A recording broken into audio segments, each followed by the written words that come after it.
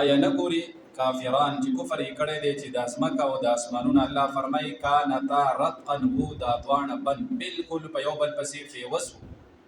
او الله فرمایي ففتقناهما مونږه فرانستله د ځمکه او د اسمان دواړه مونږ کولاو کړله یا په هوا سره یا اسمان په باران په راورولو سره او ځمکه هغه په شینکي رازرغونولو سره. په یو روایت کې راځي او سړی رالی عمر رضی الله تعالی عنه نه د آیات متعلق تفوس وکړو. عمر رضی الله عنه ورته فرمایل چې لاړ شه دغه سړی چې ناست دی عبد الله بن عباس رضی الله تعالی عنهما د لاړ شه دنه تفوس وکړو چې د تسوي بیا ما خوا ترا شماته هم هغه بیان کړ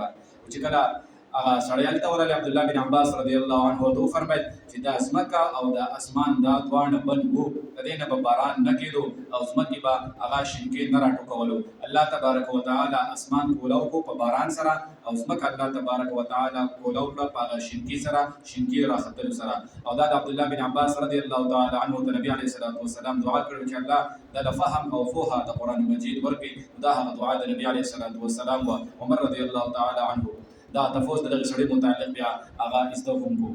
والله فرمای اولم ير الذين آیا نګوري هغه کسان کفرو چې کفر یې کړی کافران دي دوی نګوري ان السماوات والارض چې بشک د اسمانونو والارض او د ځمکه کانتا او د دواړه ځمکه او اسمان رتقا بالکل بنو په یو بل پسې وو جوخو.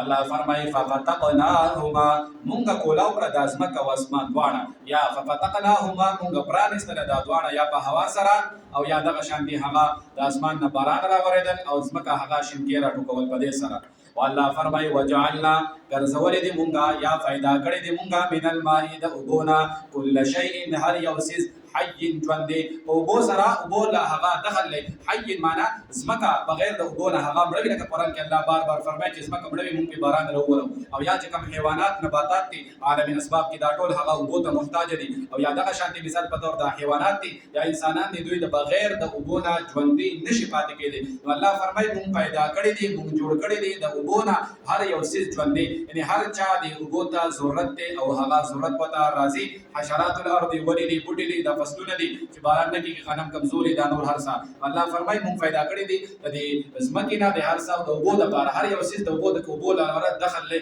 خامخا اوبو ته هغه ضرورت او احتیاج محتاجوالی راځي.